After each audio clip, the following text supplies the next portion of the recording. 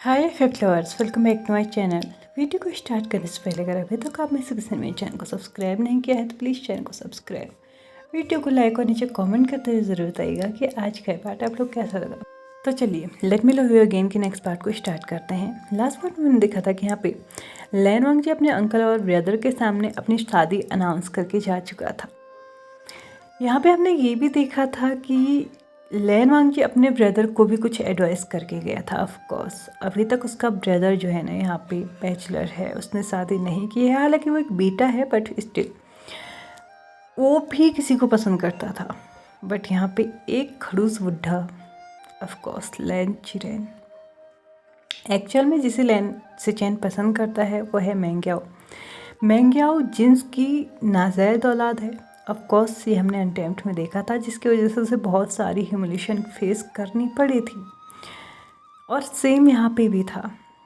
हालांकि जिन्स ने उसको उसके शेयर्स दिए हुए थे, मतलब जो भी है थोड़ा बहुत उसके नाम पे था, बट स्टिल वर्ड दुनिया इतनी इजीली चीज़ों को नहीं अपनाती है जैसे कि हम सोच लेते हैं भैया हम ये करेंगे और चीज़ें इतनी नॉर्मली हमारे साथ चलेंगी। जस्ट लाइक कल के दिन में ही, मतलब एग्ज़ाम्पल के तौर पे विलेज एरिया में कोई गे कपल मिल जाए तो भाई यहाँ पे जो दंगे होंगे ना, वो शायद वो इंडिया पाकिस्तान की जब फाइटिंग होती है ना, लड़ाई होती है ना बॉर्डर पे, उससे भी गजब होंगे। क्योंकि यहाँ पे चीज़ें इतनी इजीली एक्सेप्ट नहीं की जाती। इवन अगर मैं भी बाहर जाके किसी को बता दूँ ना, मेरी फैमिली में तो सबको पता है, लेकिन अगर मेरी फैमिली से बाहर जाके मैं अपनी अगल बगल वालों को बता दूँ कि मैं BL यानी कि बॉयज़ लव पे स्टोरीज़ बनाती हूँ, तो यही एक कंट्रोवर्सी का यहाँ पे कारण बन जाएगा। हालांकि जो न्यू जनरेशन की हैं भाभी ना, ये दीदी लोग, भैया लोग, उन लोगों को पता है, बट ओल्ड जनरेशन ये चीज़ें इतनी ईजिली एक्सेप्ट नहीं करती। और यही चीज़ यहाँ पे लैन चिरेन के साथ हुई थी। जिन्स ने उसे एक्सेप्ट किया था, मतलब एक खाली नाम दे दिया था जिन का, और थोड़ा बहुत उसको उसके शेयर्स दे दिए गए थे, उसके हिस्से की प्रॉपर्टी दे दी गई थी। हालांकि उतनी रिस्पेक्ट उसको अभी भी नहीं मिली थी जितने की और उसकी मतलब जिनजिशन को या जिनजिशियान को मिलती थी। मेंग्याओ को उतना कम ही मिलता था। बट प्यार कभी भी किसी की शक्ल देख के, किसी का पैसा देख के, किसी का रुतबा देख के नहीं होता है। ऑफ कोर्स कुछ फीलिंग्स होती हैं जो हमारे अंदर से खुद ही खुद बाहर आ जाती हैं। कभी कभार ऐसी सिचुएशन भी होती है ना कि एक शांत इंसान एक प्ले बॉय से को पसंद करने लगता है, या फिर एक प्ले बॉय एक ऐसे इंसान को पसंद करने लगता है जो कि एकदम, यार हम लोग उसको मूर्ख इंसान भी नहीं बोल सकते, मतलब एकदम डब्बा उस किस्म का। तो हम नहीं जानते हम किसी की क्या क्वालिटी पसंद कर रहे हैं। अगर हमसे कोई क्वेश्चन करे ना कि तुम्हें उसमें क्या पसंद है, तुम क्यों उससे प्यार करते हो, और अगर इसका आंसर तुम नहीं दे पा रहे हो ना, that is the real love. मतलब तुम्हारे पास कोई एक ऑप्शन नहीं है, या फिर तुम्हारे पास ऑप्शन ही नहीं है, तुम नहीं जानते कि तुम क्या पसंद करते हो उसके अंदर, तुम बस उसे पसंद करते हो। और यही चीज़ यहाँ पे लैन सिचेन के साथ भी हुई थी। लैन सिचेन ने जब से मेंग्याओ को देखा था, वो नहीं जानते थे कि उसने क्या पसंद किया, बट हाँ वो जानते थे कि वो उसे प्यार करते हैं, वो उसके बिना नहीं रह सकते हैं। और यही रीज़न था कि उन्होंने एट द एंड ये फैसला लिया कि अगर मेंग्याओ नहीं तो कोई और भी नहीं। बट यहाँ पे खड़ूस बुढ़ा लैन चिरेन फिर से इस चीज़ को मानने के लिए तैयार नहीं था। बट लकीली जैसा कि फोर्स उसने लैन वांग जी को किया था, वैसा वो लैन सिचेन को नहीं कर पाया, क्योंकि लैन सिचेन के पास कोई रीज़न भी नहीं था कि वो शादी कर ले, भैया समाज वाले क्या कहेंगे, ऐसा कुछ भी नहीं था। हालांकि लैन वांग जी के पास था, वो प्रेग्नेंट था, वो अपने बेबी बॉम के साथ ऐसे आगे पीछे नहीं घूम सकता था। और वो भी जब वो एक मिडिल क्लास फैमिली से बिलोंग करता है, अच्छी खासी फैमिली से बिलोंग करता है, तो भैया हमारा बच्चे को हमने घूमने भेज रखा है, वहाँ पे जाके डिलीवरी करवा दो, ETC एंड ऑल सारे सिचुएशंस हो सकते थे। लेकिन यहाँ पे तो ऐसा भी नहीं हो सकता है ना, तो उसे मजबूरी में शादी करनी ही पड़ी थी। लेकिन लैन सिचेन के साथ ऐसा बिल्कुल भी नहीं था। और जितनी बार भी लैन चिरेन ने उसकी शादी कराने की कोशिश की थी, उतनी बार उसने उस चीज़ों को रिजेक्ट किया था, मतलब कि एक्सेप्ट नहीं की थी। बट फाइनली आज उसने डिसाइड कर लिया था कि अंकल के कहे अनुसार वो और अब ज़्यादा नहीं रह सकता है, क्योंकि उसकी भी एक लाइफ है, और इस लाइफ में उसको भी उसके अपनों की ज़रूरत है, जिसे वो प्यार करता है, जिससे जो उससे प्यार करते हैं। उस की ज़रूरत उसे भी है। और फाइनली उसने आज मेंग्याओ को मिलने के लिए बुला लिया था। मेंग्याओ जिन्स में से एक ऐसा इंसान था जो अकेला चाइना में रहता था, बाकी सारे आउट ऑफ कंट्री रहते थे। वो जिन्स की फैमिली के साथ नहीं रहता था, उनसे ज़्यादा कोई कनेक्ट नहीं था, लेकिन हाँ एक ऑफिशियल नाम उसको दे दिया गया था, कुछ शेयर्स दे दिए गए थे, जो भी है मतलब ऑलरेडी बता चुकी हूँ। लेकिन हाँ फैमिली में वो नहीं रहता था, इसलिए वो चाइना में ही रहता था और आसपास ही था जहाँ पे मतलब लैन सिचेन, यार मैं नाम बड़ी जल्दी भूल जाती हूँ, जहाँ पे लैन सिचेन रहते थे वहीं अगल बगल मतलब आस पास ही थे, तो मिलने में ज़्यादा कोई टाइम भी नहीं लग रहा था। दूसरी तरफ हम बात करते हैं विंग और लैन वांगजी। ये क्या सीन था? विंग और लैन वांगजी जैसे कि हमने देखा था कि 2 दिन वो ब्यूरल माउंट में ही रहे थे, मतलब वहीं पे उन्होंने आराम से अपना टाइम स्पेंड किया था। वहाँ पे उन्होंने अपने गिले शिकवे मिटाए थे, एक दूसरे से प्रॉमिसेस किए थे कि लाइफ में कुछ भी हो जाए, छोटी छोटी बड़ी बातें या फिर बड़ी बड़ी बातें वो कभी नहीं छुपाएंगे। लाइफ में कुछ मिले या ना मिले वो एक दूसरे के साथ रहेंगे। लैन वांगजी ने विंग से बोला था कि वो उसे पनिशमेंट तो ज़रूर देगा, लेकिन अपने तरीके से। लेकिन ये पनिशमेंट नहीं हो सकती है कि लाइफ टाइम उससे अलग रहेंगे या फिर उसको डिप्रेशन वाली हालत में तो वो नहीं छोड़ेगा, लेकिन हाँ उसको पनिशमेंट वो ज़रूर देगा, ये उसने उसको बोला था। और विंग ने ये ग्लैडली एक्सेप्ट किया था कि उसकी हर एक पनिशमेंट मुझे एक्सेप्ट है जब तक वो उसके साथ है, चाहे वो उसके साथ रह के उसके साथ जानवरों जैसा बिहेव कर ले, उसके सामने रह के किसी और के साथ फ्लर्टिंग कर ले, कुछ भी कर ले, बट एट द एंड जब उसको पता है कि लैन वांगजी उसका ही है तो उसे कोई प्रॉब्लम नहीं है किसी भी तरीके की पनिशमेंट को एक्सेप्ट करने में। आज सुबह ही वो वापस से यहाँ पे आए थे और यहाँ आने के बाद यहाँ आने से पहले ही उन्होंने वेसांग को ये सब कुछ बता दिया था कि उनकी शादी करने का प्लान है। और वेसांग ने ही यहाँ पे डॉक्यूमेंट्स ऑलरेडी कोर्ट में सबमिट कर दिए थे और आज ही उन लोगों की शादी भी हो चुकी थी, ऑफिशियली वो लोग मैरिड थे। लैन वांगजी को लग रहा था कि शायद वो अब लोग सीधे घर ही जाएंगे, लेकिन ये हमने देख लिया था कि वो लास्ट में कहाँ पहुँचे थे, घर कल ऑफकोर्स वो जंग्स के मैंसन में ही पहुँचे थे। और वहाँ पे विंग को जेनचेंग जो था ना वो centre of the living area बैठा हुआ दिखता था। वहाँ पे जाके उसने एक फाइल उसके सामने पटकी, जिसे देख के यहाँ पे जेनचेंग थोड़ा सा कंफ्यूज था। सबसे पहले तो वो ये देख के कंफ्यूज था कि आखिरकार आज इतने सालों के नहीं मतलब शायद विंग 3 या 4 साल का रहा होगा जब वो इस घर में आया था, उसके बाद से उसने कभी भी इस घर में कदम नहीं रखा और न ही उसके पेरेंट्स ने। लेकिन आज विंग यहाँ पे क्यों आया? जबकि विंग और जेनचेंग की जब भी बात हुई थी, मतलब पहले कभी बात हुई थी, तो उसने क्लियरली बोला था कि वो इस घर में कभी नहीं आएगा कि जहाँ पे उसके घर वालों को गलत समझा जाता हो। और आज नहीं तो कल नहीं तो परसों, एक ना एक दिन ऐसा ज़रूर आएगा जब वो अपने पेरेंट्स को ना सही साबित करेगा। वो साबित करेगा कि जेनचेंग के पेरेंट्स के बीच में जो भी चल रहा है वो उसकी माँ की वजह से बिल्कुल भी नहीं है। लेकिन आज वो यहाँ पे आया है तो क्यों? यहाँ पे जेनचेंग उठ के विंग की तरफ बढ़ ही रहा था कि विंग ने एक जोरदार सा मुक्का ना उसके फेस पे मार दिया था, जिसकी वजह से उसकी नोज़ और उसके लिप्स का कॉर्नर ना मतलब वहाँ से ब्लीडिंग होने लगी थी।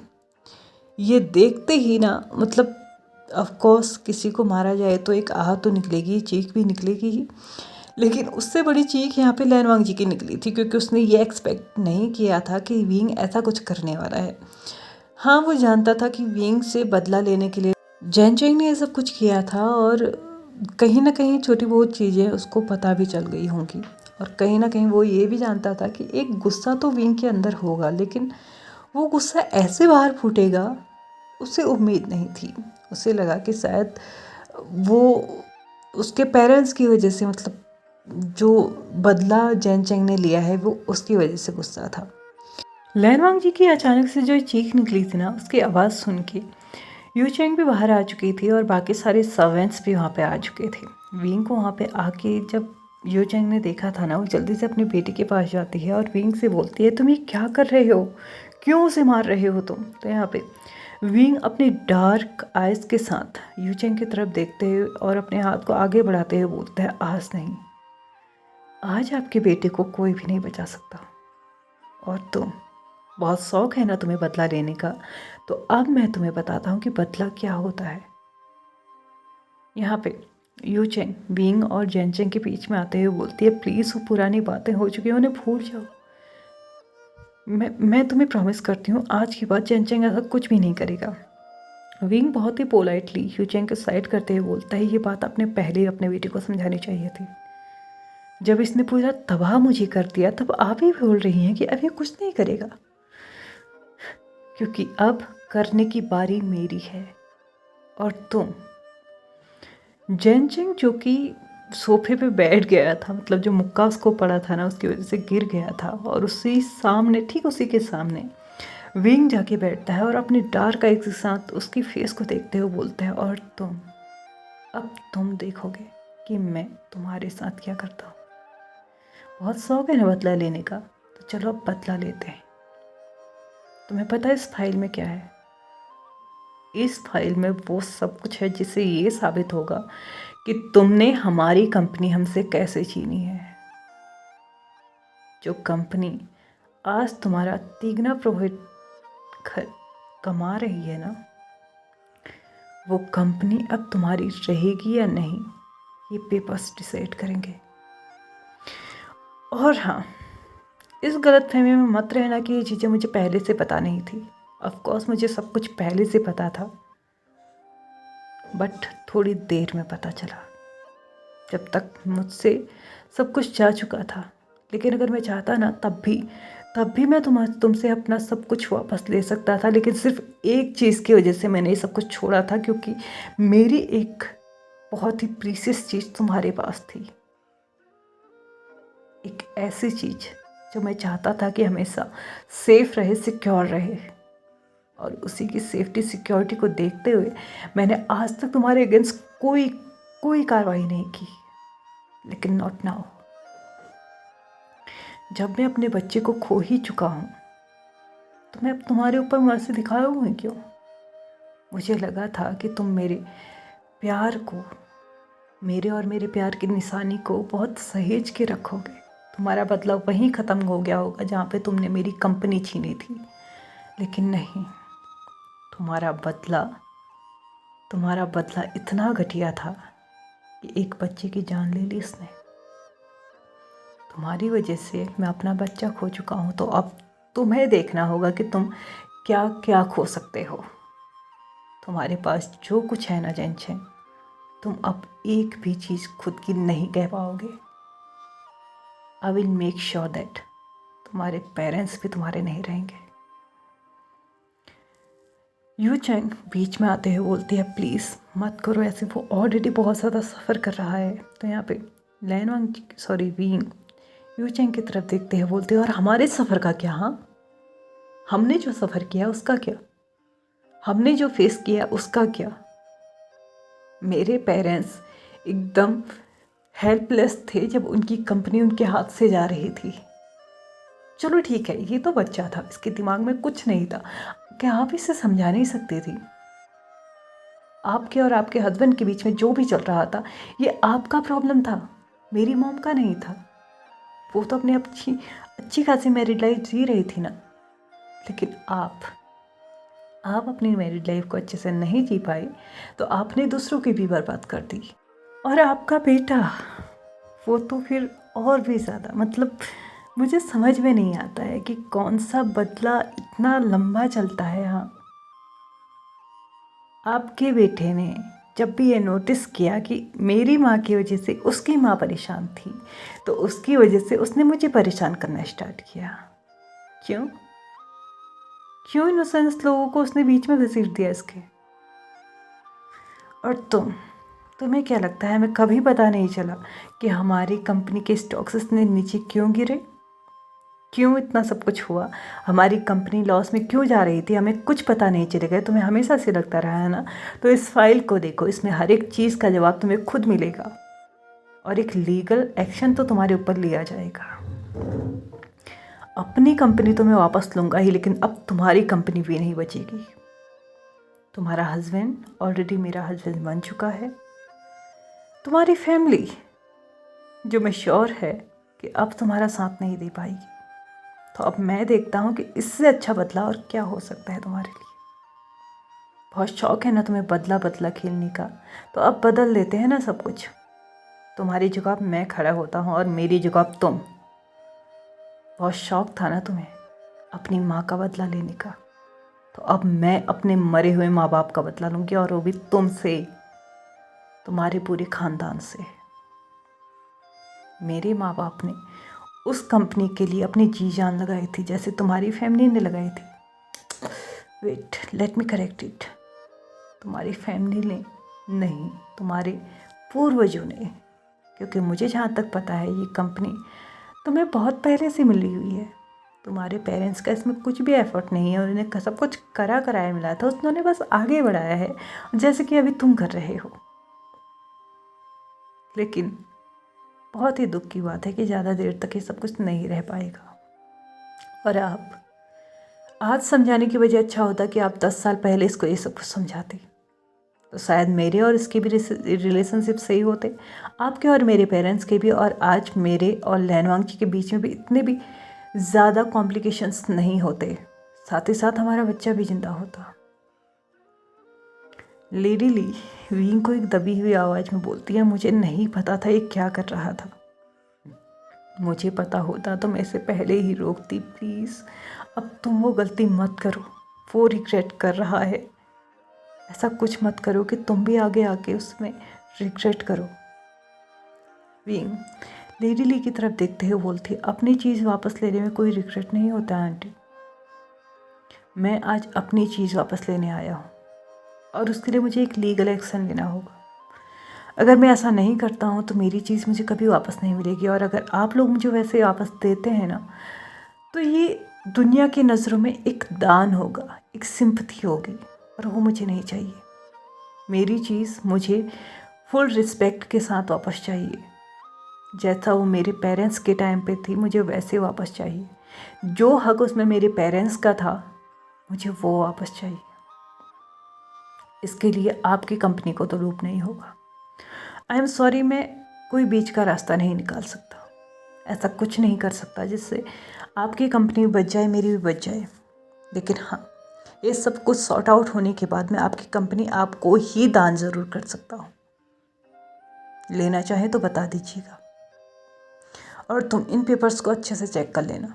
कहीं ऐसा ना हो कि तुम कल के दिन ये कह लो कि ये फेक है, क्योंकि इसकी ओरिजिनल डुप्लीकेट जितनी कॉपीज़ हैं सब कुछ मेरे पास है, स्टार्टिंग टू एंड मेरे पास सब कुछ है। अब वो कमज़ोर वींग नहीं रह चुका हूँ मैं, जो तुम कुछ भी खेल खेलोगे और मुझे समझ नहीं आएगा। काश मुझसे कुछ बड़े थे तो उतने ही बड़े रहते। ये दाव पेच खेल के खुद को इतना बड़ा नहीं किया होता कि एक सातिर इंसान बन गई तुम। कोई बात नहीं, अब तुम्हें तुम्हारे जवाब को तुम्हारे ऊपर फेंकना मुझे भी आ चुका है। तुमने मेरी फैमिली बर्बाद की थी, तो तुम्हारी फैमिली को भी अच्छे से मैं नहीं रहने दूंगा। बट हाँ, अभी अभी मुझे एक चीज़ रियलाइज़ ज़रूर हुई है, शायद तुम्हारी फैमिली को तुमसे छीनना ही गलत होगा। इसलिए तुम्हारी कंपनी के अलावा मैं किसी पे भी कोई वार नहीं करूँगा। मुझे इतना तो क्रूअल नहीं होना चाहिए जितना कि तुम हो गए थे। बट कोई बात नहीं, किस्मत किस्मत होती है। जिसको तुमने मुझसे छीना था, तुम खुद उसके प्यार में पड़ गए, और आज वो मेरे साथ है। वींग ने ये कहते हुए अपने पॉकेट से वो मैरिज सर्टिफिकेट निकाला, जो कि वो अभी अभी कोर्ट से लेके आए थे, और उन्होंने जैन चेंग को दिखाया। और जैन चेंग ये देखते ही ना एकदम सदमे में जा चुका था, क्योंकि उसे उम्मीद थी आज नहीं तो कल लैनवांग जी उसको एक चांस ज़रूर देगा। बट ये देखने के बाद उसकी आखिरी होप, जो कि शायद थोड़ी बहुत थी, वो भी ख़त्म हो चुकी थी। वींग और लैनवांग जी दोनों ही घर से निकल चुके थे। घर से निकलते ही सबसे पहले जैन चेंग ने उन पेपर्स को देखा, तो उनमें सारे वो कॉन्ट्रैक्ट्स थे जो कि वी कॉरपोरेशन को जाने थे, बट बीच में ही जैन जियांग्स ने आके उनको अपने नाम पे कर लिया। साथ ही साथ उनके भी पेपर्स भी थे जहाँ पे उन्होंने कुछ कॉन्ट्रैक्ट्स को तो डबल पे में खरीदा था, मतलब अपनी काबिलियत के दम पे नहीं, पैसे के दम पे उनको खरीदा था। कुछ को धमकाया गया था, मतलब कुछ बहुत सारी चीज़ें थी जो इस फाइल के अंदर थी। साथ ही साथ एक पेन ड्राइव थी जिसमें सभी के वर्बल कंसेंट्स थे कि उनको कैसे कैसे ट्रैप किया गया, कहाँ पे उनको भड़काया गया, कहाँ पे वी कंपनी के अगेंस्ट किया गया, कहाँ पे उनके पर प्रेशर डाला गया। सारा इसमें वर्बल कंसेंट्स था, मतलब कि ये सारी चीज़ें वी के पास भी होंगी। और ये चीज़ें मतलब उन लोगों ने खुद से भी कही थी कि अगर कोर्ट में भी उनकी ज़रूरत पड़ती है तो वो ज़रूर आएंगे, क्योंकि एट द एंड जियांग्स ने जो कुछ भी किया था वो उन्हें भी पता चल चुका था। और उस चीज़ को देखते हुए सही को सही और गलत को गलत कहना ये उनका भी फ़र्ज बनता है। जो जैसा करेगा आने वाले टाइम पे उसको वो देखना पड़ेगा। किसी को थोड़ा जल्दी मिल जाता है रिजल्ट, किसी को थोड़ा देर में मिलता है, लेकिन अपने कर्म कहीं नहीं जाते। Karma hits you harder. Karma आपको आने वाले टाइम पे और ज़्यादा हार्डर हिट करेगा, मतलब जितना आपने किया था ना उससे कहीं ज़्यादा आपको करेगा। देखो, विंग से तो उसकी कंपनी छीनी थी, लेकिन अब देखा जाए तो जियांग्स की कंपनी के साथ साथ रिस्पेक्ट भी जाएगी, उनकी एक सोशल स्टेटस जो है वो भी जाएगा, क्योंकि ये साफ साफ एक चीटिंग का मामला है। एक ऐसा मामला जिसमें उन्होंने अपने पावर का इस्तेमाल करके दूसरों को नीचे गिराया है। खैर, आगे आगे जो भी होगा ये हम बाद में देखेंगे। अभी मेरा टाइम हो चुका है इस पार्ट को यहीं पे ख़त्म करने का। तो चलिए फ्रेंड्स, आज के इस पार्ट को हम यहीं पे ख़त्म करते हैं। हो सकता है कल का पार्ट लास्ट हो, तो ये पार्ट आप लोगों को कैसा लगा प्लीज़ मुझे कमेंट करके ज़रूर बताइएगा। Thank you so much for watching my video and bye bye.